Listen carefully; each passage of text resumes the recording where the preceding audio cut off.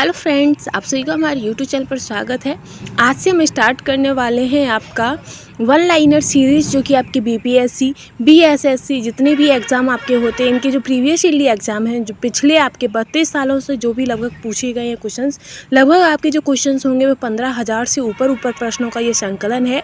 4 संकलन जो कि वन लाइनर है सामान्य अध्ययन का। जितने भी अभी तक आपके क्वेश्चंस पूछे गए हैं उन सभी का ये पूरा है। आप देख सकते हैं इसमें पूरे दिए गए हैं। 25 सेट 33 सेट टोटल ये हैं, और ये जो आपके सेट है वो 120 सेट है टोटल, ठीक है। और ये आपका विनय कुमार के द्वारा है, और साथ ही ये जितने भी आपके बिहार के जितने भी एग्ज़ाम हैं उन सभी के लिए बहुत ही ज़्यादा इम्पोर्टेंट है, ठीक है फ्रेंड्स। तो चलिए हम स्टार्ट करेंगे, ज़्यादा आपका टाइम ना लेते हुए सीधे अपनी सीरीज़ पर चलेंगे। हम डेली इसकी 50-50 क्वेश्चनों की सीरीज़ बनाएंगे। हम अपनी श्रृंखला को आगे बढ़ाते हैं, जिसमें हमारा पहला क्वेश्चन रहेगा कि राज्यसभा की नामांकित सदस्यों की संख्या कितनी होती है। तो आपका आंसर हो जाएगा 12। कितनी होती है? नामांकित सदस्यों की संख्या आपकी 12 होती है। नेक्स्ट है कि धर्मनिरपेक्षता का क्या अर्थ है। तो धर्मनिरपेक्षता का अर्थ होता है राजनीतिक और सामाजिक दर्शन की व्यवस्था जो किसी एक धर्म का पक्ष नहीं ले, वो आपकी धर्मनिरपेक्षता हो जाती है। आगे है कि शून्यकाल का अर्थ क्या है। तो शून्यकाल का अर्थ क्या होता है? जब अत्यंत महत्वपूर्ण मामलों पर विचार विमर्श उठाया जाता है तो उस समय को हम क्या कहते हैं? उस समय को आपका शून्यकाल या शून्यकाल कहा जाता है। आगे है कि भारत के संसद में कौन कौन से अंग होते हैं। तो हमारे संसद में जो भारत का संसद है उसमें राष्ट्रपति, लोकसभा, राज्यसभा आदि अंग होते हैं, ठीक है। आगे हम बढ़ेंगे, नेक्स्ट पर चलेंगे। नेक्स्ट क्वेश्चन है आपका कि संविधान की प्रारूप समिति के अध्यक्ष कौन है।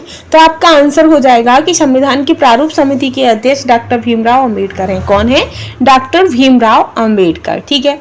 आगे है आपका कि भारत का संविधान अस्तित्व में कब आया था। तो भारत का जो संविधान है वो अस्तित्व में 26 जनवरी 1950 को आया था। 26 जनवरी 1950 को अस्तित्व में आया था।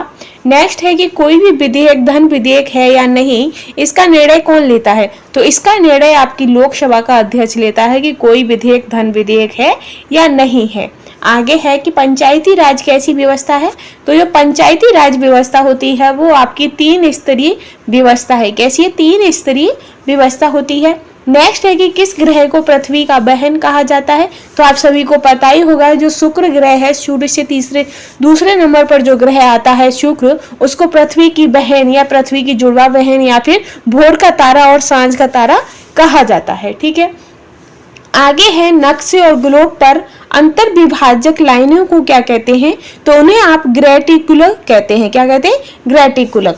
आगे है कि सहारा रेगिस्तान कहाँ पर है। तो जो सहारा रेगिस्तान है वो आपका अफ्रीका में है। और हमारे इंडिया का रेगिस्तान कौन सा है। तो आपका आंसर हो जाएगा थार रेगिस्तान, ठीक है। आगे चलेंगे हम कि लक्षद्वीप समूह किस प्रकार के द्वीप है। तो जो लक्षद्वीप समूह है वो आपके प्रवाल भित्ति के द्वीप है। कैसे हैं? प्रवाल भित्ति के प्रकार के द्वीप हैं, ठीक। आगे है आपका कि कॉफी की खेती किन पहाड़ियों में होती है। तो जो कॉफी की खेती होती है वो आपकी सह्याद्री पहाड़ियों में होती है। कैसी? सह्याद्री पहाड़ियों में, ठीक है। आगे है कि नम पर्णपाती जंगल कहाँ पाए जाते हैं। तो नम पर्णपाती जंगल जो है वो आपके सहरसा और पुड़िया जिले में पाए जाते हैं। सहरसा और पुड़िया। नेक्स्ट है कि मानव विकास सूचकांक किसके द्वारा बनाया गया है। तो जो मानव सूचकांक है, विकास सूचकांक है, वो आपका अमर्त्य सेन और महबूब अल हक के द्वारा बनाया गया था। अमर्त्य सेन और महबूब उल हक, ठीक है। नेक्स्ट है कि 1 रुपए का नोट और सभी सिक्के किसके द्वारा जारी किए गए हैं। तो 1 रुपए का नोट और सभी सिक्के जो हैं वो वित्त मंत्रालय के द्वारा जारी किए गए हैं, ठीक है। आगे हम चलते हैं कि हरित क्रांति को किस और नाम से जाना जाता है। तो जो आपकी हरित क्रांति है उसे बीज, खाद्य और सिंचाई क्रांति के नाम से भी जानते हैं। नेक्स्ट क्वेश्चन है कि वैश्वीकरण से भारत का कौन सा क्षेत्र सबसे कम लाभान्वित हुआ है। तो वैश्वीकरण से आपका कृषि क्षेत्र जो है वो सबसे कम लाभान्वित हुआ है, ठीक है। आगे है आपका कि 11वीं पंचवर्षीय योजना किसके द्वारा तैयार की गई थी।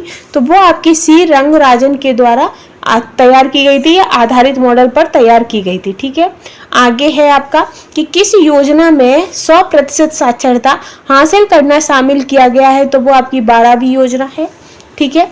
नेक्स्ट है कि सबसे बड़ी मानव निर्मित झील कौन सी है, तो आपका आंसर हो जाएगा गोविंद सागर। ठीक है, आगे है कि तिलैया मंथन, पंचेत और कोनार बांधों को किस नदी पर बनाया गया है, तो वो आपकी दामोदर नदी पर बनाया गया है।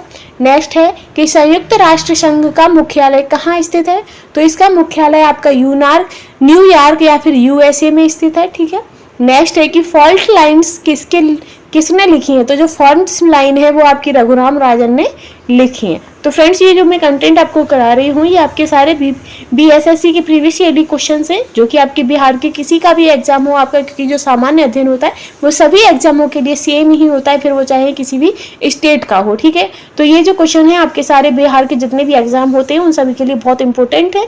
आगे हम चलते हैं कि विश्व की पहली महिला प्रधानमंत्री कौन थी, तो विश्व की पहली महिला प्रधानमंत्री आपकी श्री मावो भंडार नायके थी, श्री मावो भंडार नायके। ठीक है, आगे है कि भारत का राष्ट्रगान किसने लिखा है, तो आप सभी को पता होगा भारत का जो राष्ट्रीय गान है वो रविंद्रनाथ टैगोर ने लिखा है, और कौन सा है, तो जनगण मन। ठीक है, आगे है कि लाख बख्श की उपाधि किस सुल्तान को दी गई थी, तो जो आपके कुतुबुद्दीन ऐबक थे उन्हें लाख बख्श की उपाधि दी गई थी, और कुतुबुद्दीन ऐबक ने ही आपके कुतुब मीनार का निर्माण स्टार्ट करवाया था, और इसके निर्माण का जो कार्य था जो पूरा किसने करवाया था, तो इनके दामाद इल्तुतमिश ने कराया था।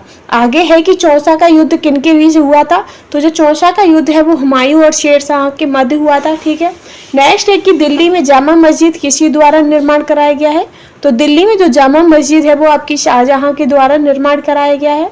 नेक्स्ट है कि किस युद्ध ने बंगाल में अंग्रेजों को सर्वोच्चता प्रदान की है, तो जो बक्सर का युद्ध था उसने बंगाल के अंग्रेजों को सर्वोच्चता प्रदान की थी। आगे है आपका नेक्स्ट कि भारत में रेलवे का प्रारंभ करने का श्रेय किसको जाता है, तो जो लॉर्ड डलहौजी थे उन्हें रेलवे प्रारंभ करने का श्रेय जाता है। और पहली रेल यात्रा आपकी कहां से कहां तक थी, तो आप सभी को पता होगी कि वो आपकी मुंबई से थाने तक आपकी रेल यात्रा शुरू हुई थी।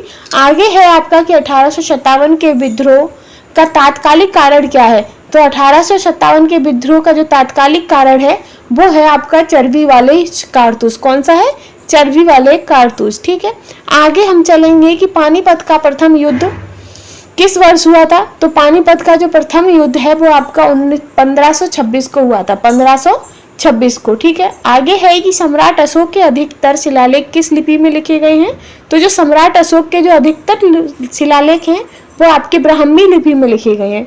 आगे हम बढ़ेंगे नेक्स्ट क्वेश्चन पर।